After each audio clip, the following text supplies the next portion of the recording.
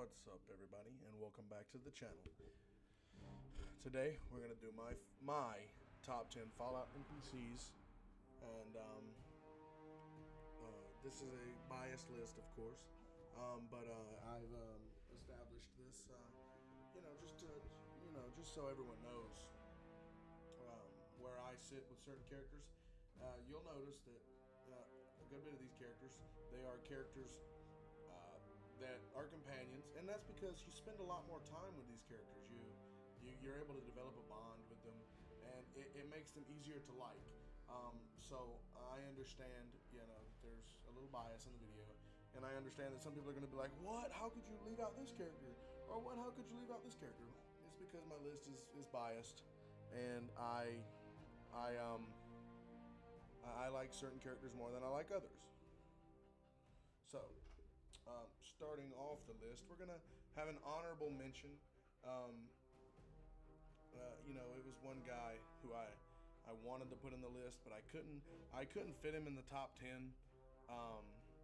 But he is a really stout character with a lot of development. The reason he is an honorable mention, though, you'll see here in just a second. Let's honorable mention is Fox. He's a significant companion in Fallout 3. Obviously, you can see he's a super mutant, but he's not like normal. He's got a higher intelligence. He's kind of like Marcus from the Fallout 2 and Fallout New Vegas games, or like the lieutenant in Fallout 1, wherein he's not just a dumb, mindless, big brutish monster. He's actually intelligent with a moral compass. You find him in Fallout 3 in Vault 87, where his brothers, the super mutants, they trapped him in one of those rooms because he didn't want to participate, in bringing people in and changing them into whatever he is. But he's really strong. Whenever you actually unlock him as a companion, he has a super sledge and a Gatling laser. I personally think he's the best companion in Fallout 3, just solely based off of his weapons and how much health he has. He's just really, really strong. He is, in fact, my favorite companion from Fallout 3, but he doesn't cut it in the top 10 list, due to the fact that he doesn't really get much screen time, and by the time he truly becomes your companion, you're nearing the end of the game anyway. It gets to the point where it's like, oh cool, I have Fox, this really powerful NPC. Oh, there go the credits, they're rolling. It's just unnerving, come on, I want to use this guy. I want to be able to do more than just a couple of side quests before I end the campaign that, if I don't have the DLC, have to play the game all over again in order to unlock him, or revert an old save file. It's just, yeah, cool. We get to see him in a vault. We get to use him to get something that we could never reach. Cool way to make us have to incorporate him into the story. And then, oh man, he just so happens to show up right in front of Raven Rock. Oh, because he followed them. How did nobody spot a giant green monster following him? But I digress. The honorable mention is Fox. And coming into our number 10 spot, I might get a lot of flack for this one, but my number 10 is Boon. So, Boon, he's a companion in Fallout New Vegas. You meet him at what's that town called? You meet him in Novak. It's the little town. It used to be a hotel. Oh well, I guess it still is a hotel in the game, but it's a pre-war hotel with Dinky the dinosaur outside of it. You can find him in the top of it, sniping at anything that comes close to the town that's dangerous.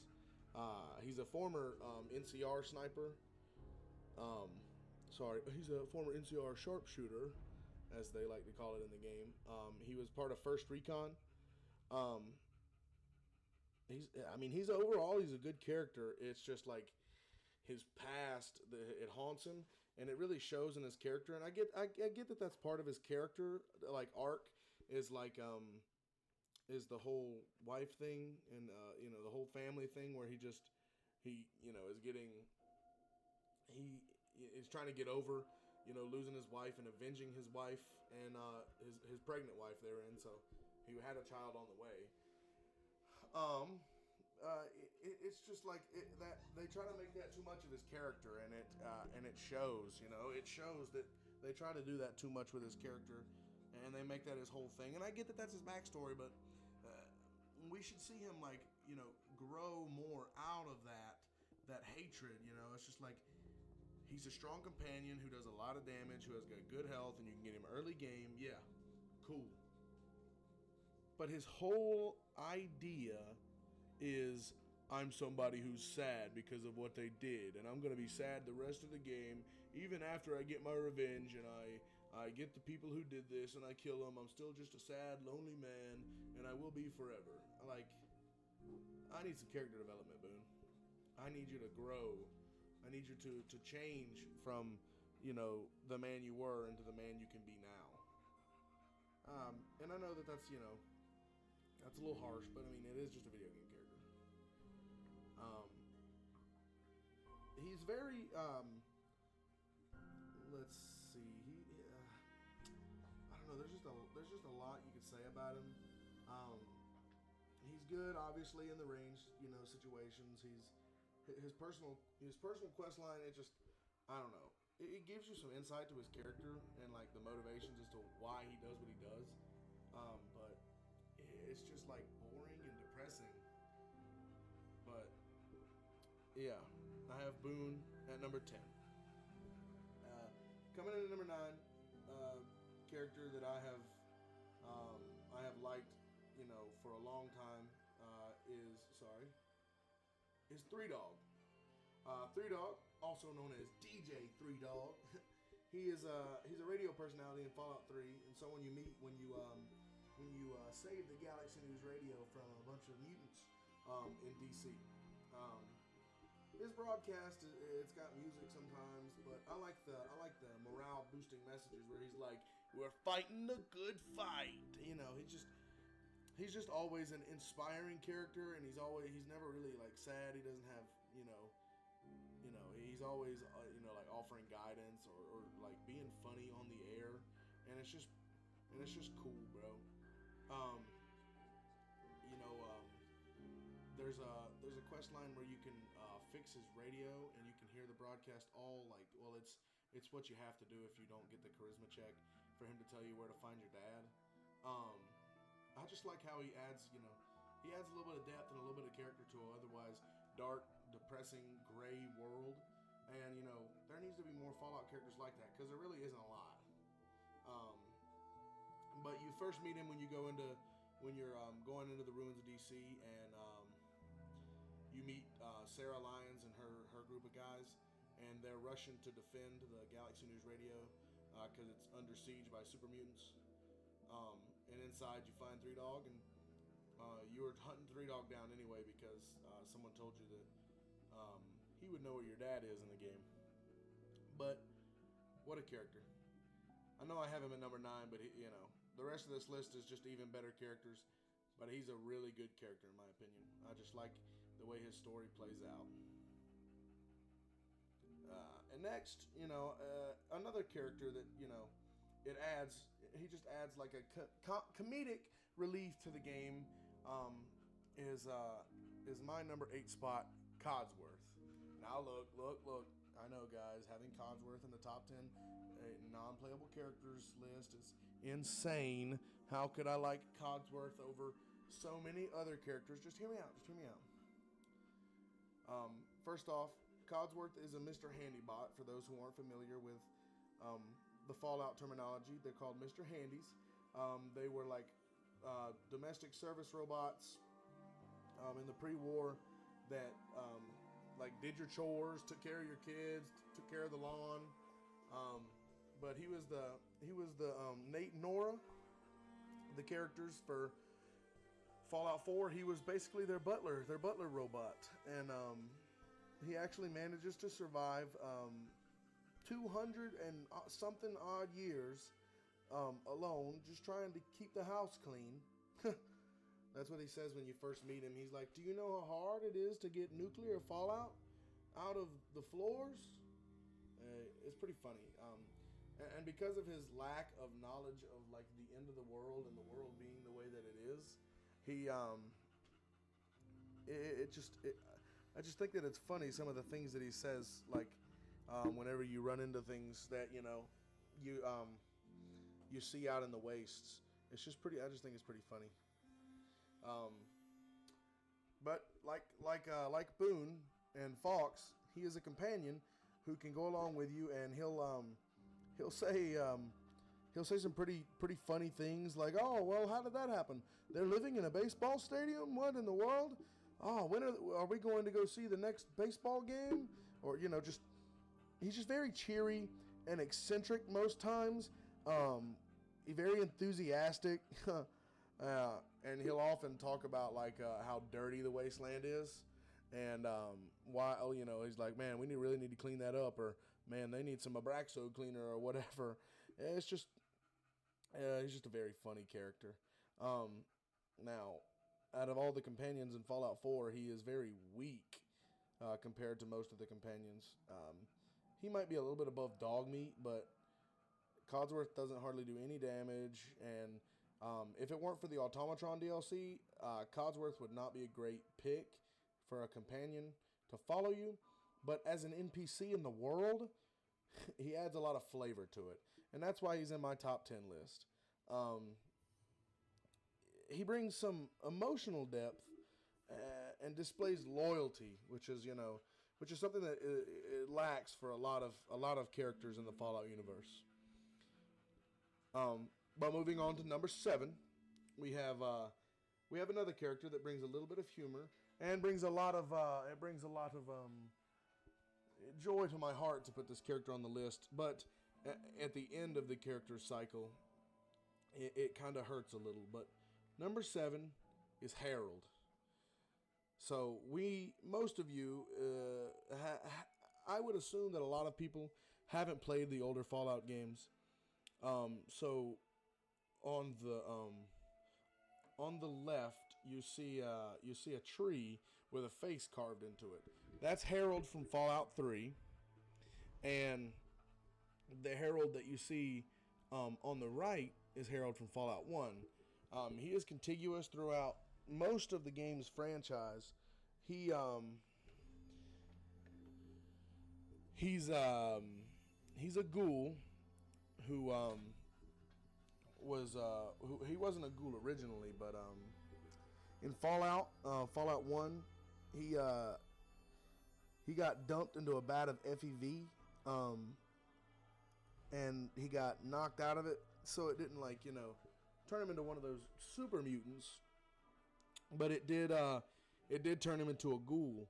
But the thing about Herold is he ghoulified in the first game, and in the second game you find a tree growing out of the side of his head in the second game, and then in the third game you find him turned all the way into a tree and rooted into the ground. I mean, there were even people in Fallout 3 worshiping him as a god or something. The Heroldites or whatever they're called, I couldn't remember. But the Herold the tree, he was like he was gathering a small community around him. And he was like, "Yeah, man, these people love me, but can you kill me?" And I was like, "What?" He was like, "Yeah, man, this sucks. It hurts. I can't move. My body is like in constant pain and agony." And it's just like, dang, man. He just, he's like, his character, it shows the unintended consequences of skulking around and going places where you don't need to go. You know, he was a normal guy when him and those people went into, I believe it was Mariposa military base. They were trying to find where the super mutants were coming from, and they knew that they were coming from this area. But when they went into this place, they found where the super mutants were being made, but a crane activated and knocked them into a vat of the stuff. And, you know, the consequences were severe, as we see from Fallout 1, 2, into 3, when you eventually have to take Herold's life. But that, there's a cult. They call themselves the Tree Minders.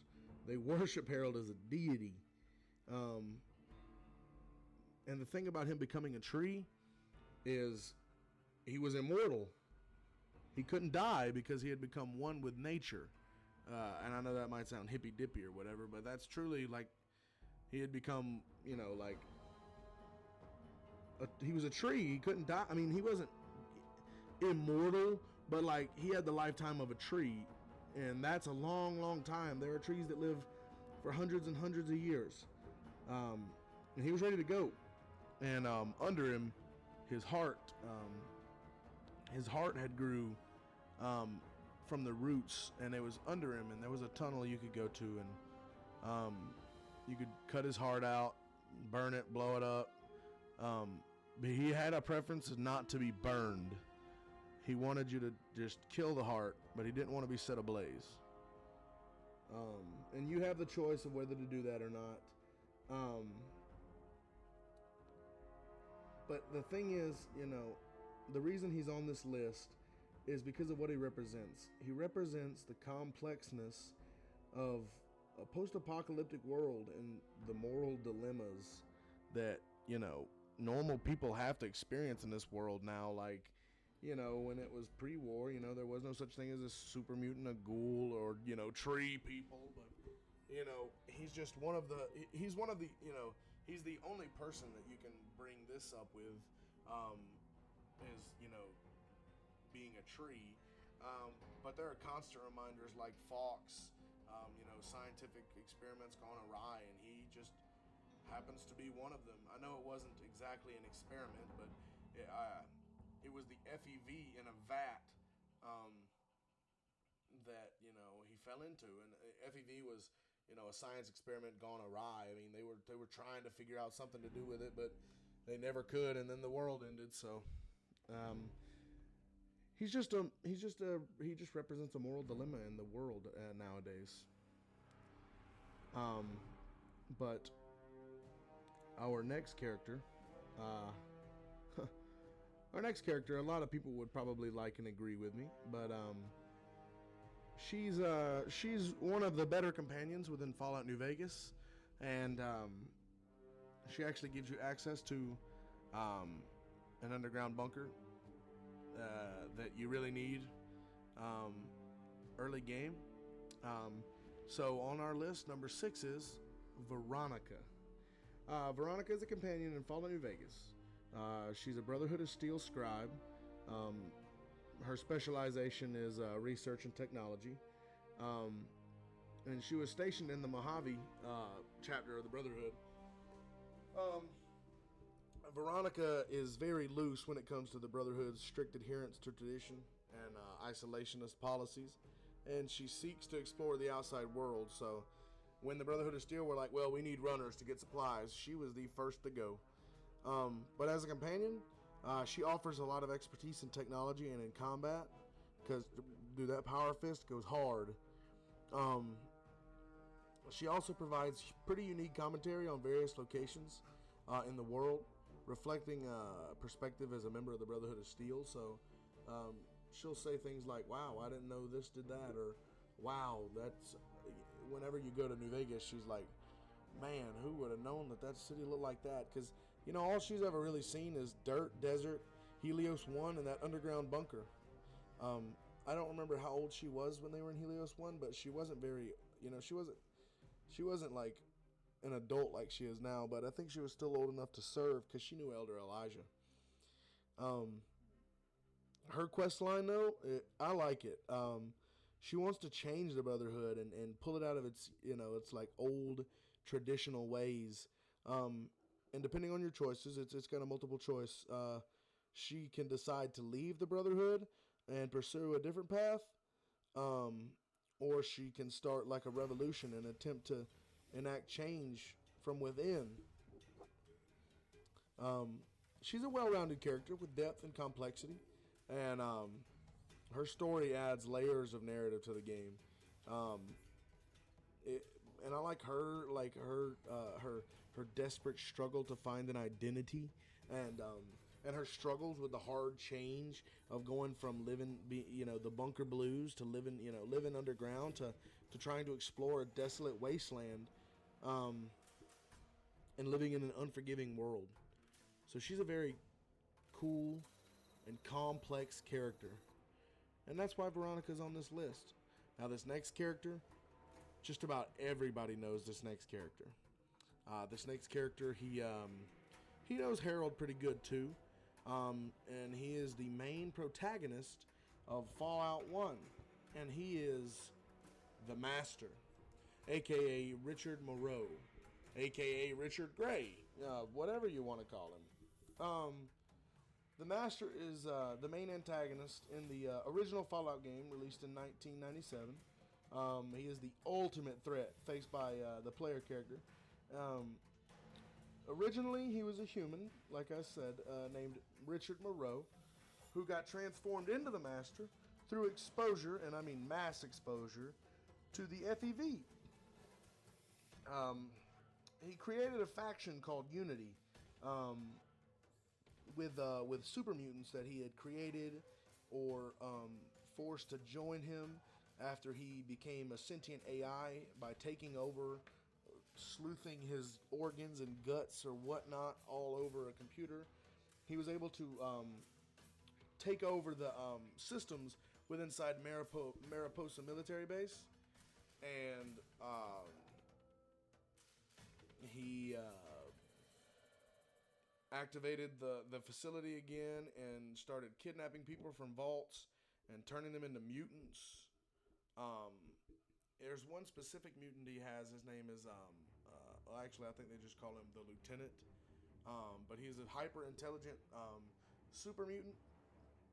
I like him too, but he's obviously not a top 10 character because you don't see him very much. He's got a vision for humanity going forward. He wants to make them perfect.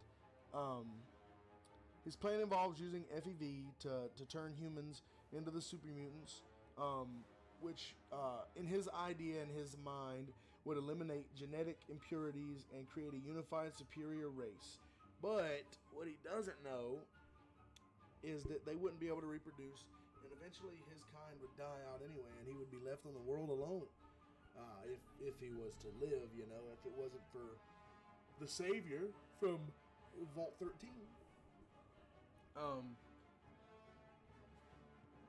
What the player's job is to stop the Master and prevent these plans from happening, which, depending on which ending you find, I've personally seen all the endings, and joining the Master is not the best idea. Thwarting his plans is the best thing to do. I just like how complex his character is. It's a power struggle. Consequences of unchecked ambition. He wasn't always like a sadistic mastermind guy, but once he was given the power, once he became that sentient AI inside the computer, he was changed internally and externally. He was given this large presence, control over an army of hundreds and hundreds of super mutants, and it's just the power that he was given. It was deafening in the wasteland. It caused such a power shift. No one had ever. The super mutants had been a problem for a couple of Carabineers, but now they were facing the New California Republic and the surrounding areas, The surrounding villages were facing extinction at the hands of the Master. And him being an antagonist, I think he was the best antagonist Fallout has had so far, hands down. I think he's better than the President in Fallout 3. I think he's better than the Enclave in Fallout 2. Let's see, Fallout 4. Just depending on who you pick. I picked the Brotherhood, so the Institute is the enemy. Nothing compares. The Master, absolutely the best villain, antagonist in the whole Fallout franchise, which is why he made it onto the list, which is why he is number 5. This next character is the opposite of the Master, is the opposite of Richard Moreau. He's a character that can help you actually take over and rule the Strip. And that's none other than Yes Man. Yes Man is a unique character in Fallout New Vegas. He serves as one of the key figures in the game's narrative. He's a Securitron, for those who aren't familiar with the Fallout New Vegas terms. But he's a Securitron robot. He was originally programmed to serve Mr. House, like a robot. And he assisted in controlling the New Vegas Strip, as like a guard or something. But Yes Man got reprogrammed by Benny. And his program's overridden. So after the player encounters Yes Man, you find him in you find him in the back of what is it? Wow, what's the name of that casino? I'm trying to think where the is it the Tops? I think it's the Tops where you find Benny, and yeah, it's the Tops. You find Yes Man in the back of Benny's room, and from there you just go on. You take the wasteland for what it is. And you can become the one who takes New Vegas. You don't have to give it to House or Kaiser or the NCR. You can rule your own way. And that's one of the main reasons I like Yes Man, because of what he can provide, what he can bring to the table in a character.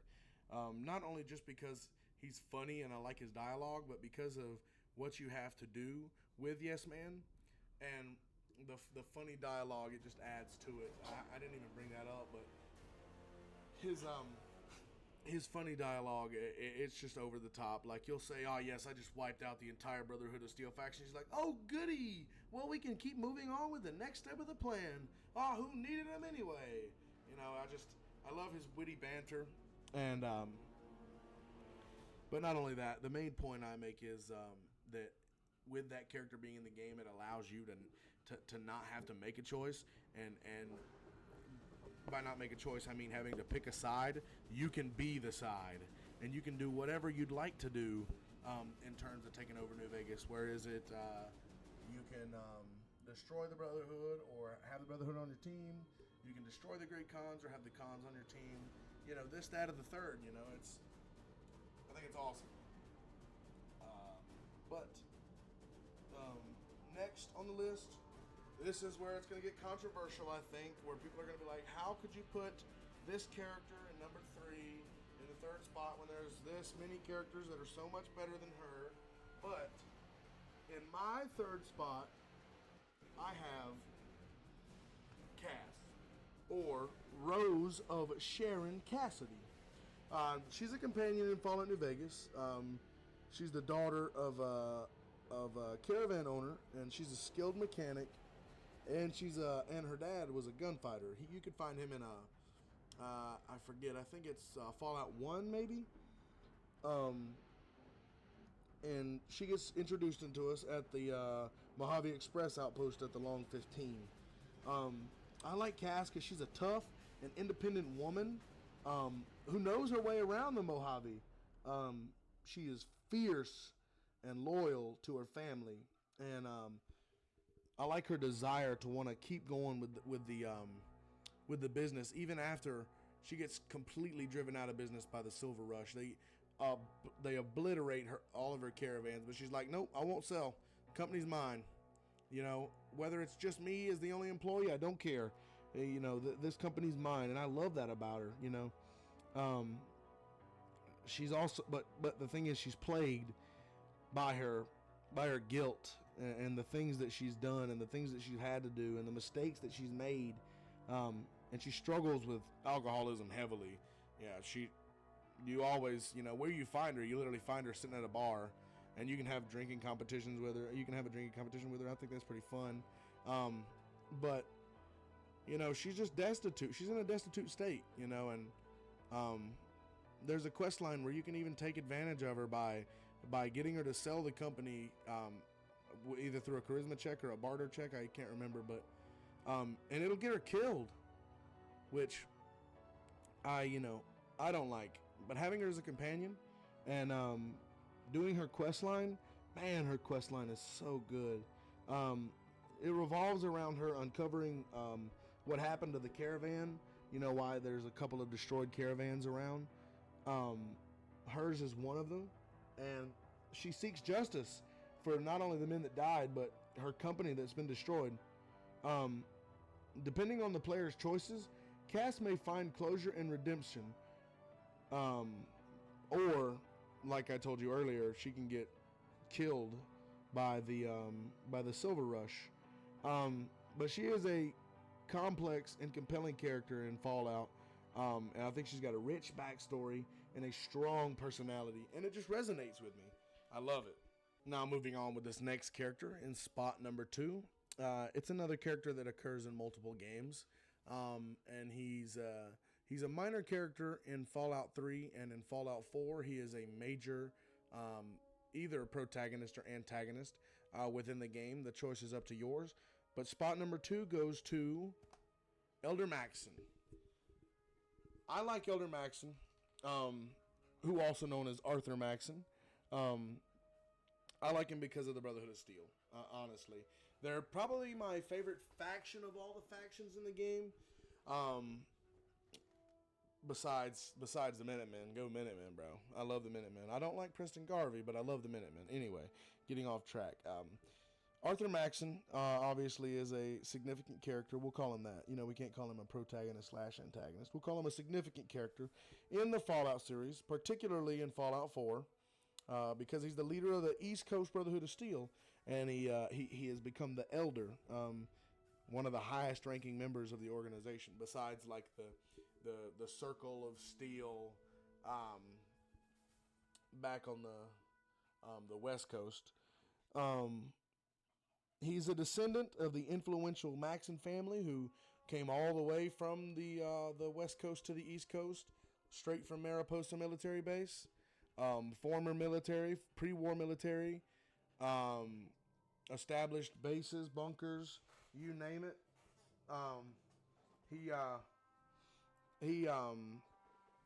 He had a father that went into, or not a father, I think it was his grandfather, or it was his great-grandfather, one or the other, had established the Brotherhood of Steel within West Virginia. They've got Midwestern Brotherhood people, and then he's got the East Coast, where he now resides, and where he grew up, and where he became an elder. But in Fallout 4, Elder Maxson, he plays a central role in the Brotherhood's operations in Commonwealth. He leads their campaign against the Synths of the Institute. And the Brotherhood of Steel view the Institute as a threat to humanity's survival. Now, he is more strict, unlike Veronica, more strict and dedicated to the unwavering cause of the Brotherhood. It often puts him at odds with the other factions, which include the Railroad and the Minutemen. But I like Elder Maxson, or Arthur, or Maxson's character.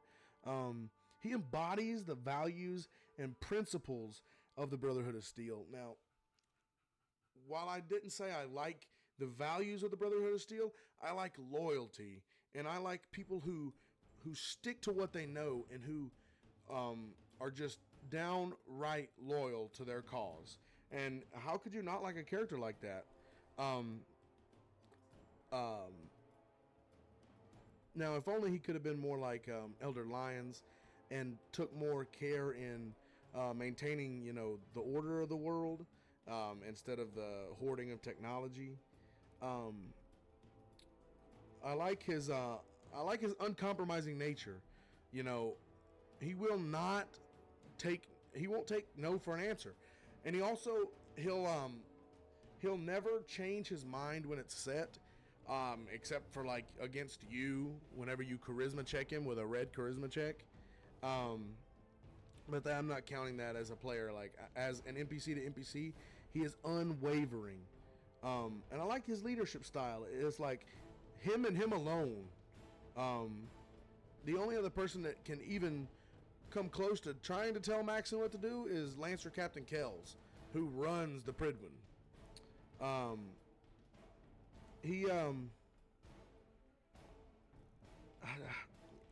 Let's see. I'm trying to think of moral dilemmas.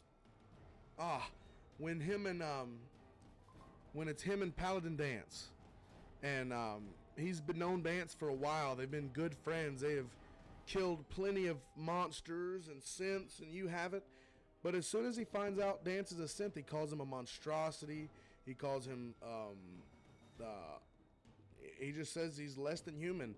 And he knows what he is, and he knows the Brotherhood's values, and he knows what he has to do. Just like that. Someone he knew for a long time. Gone. Forgotten. Tells the player to kill him. Like I said, an unwavering, uncompromising nature about him. How could you not love it? But here's what you've all been waiting for. Who is number one on OG's list? Who is the top dog? Who does he like the most in the entire franchise of Fallout? The games. Well, ladies and gentlemen, I won't make you wait any longer. But OG's number one character in the entire Fallout franchise, the character he likes the most, is Robert House. Mr. House, or Robert House, like I just said, is one of the central characters in Fallout New Vegas. Most people, like I said, call him Mr. House. He is enigmatic and he's powerful. He is a man who is basically become an AI by hooking himself into the mainframe of the Lucky 38 casino, and he owns the New Vegas Strip. Whether he lets the other clubs run or not, he has an iron grip over all of them with that Securitron army. But the thing about Mr. House is he's been around for quite a while. He was around in the Great War. He was around a while during the Great War. He was a brilliant entrepreneur, and he was actually one of the people who helped build the Strip and the city of Las Vegas up. He also had insight on the impending end of the world. He foresaw the nuclear strikes and a nuclear apocalypse happening in the next 10 years. So he took drastic measures to ensure his survival, but not only his survival, the survival of the Strip. Using advanced technology and his vast resources, House managed to preserve his consciousness and extend his lifespan by over 2 centuries, becoming effectively immortal. He continues to exert his influence over the wasteland, orchestrating events from behind the scenes to maintain control and furthering his own agenda. In Fallout New Vegas, us as the player have the option to align ourselves with Mr. House, working alongside him to shape the future of New Vegas, or to oppose him and pursue the alternative paths like Yes Man or the Kaisar or the NCR. His character is shrouded in mystery and intrigue, with his motivations and true intentions often remaining hidden until the end of the game.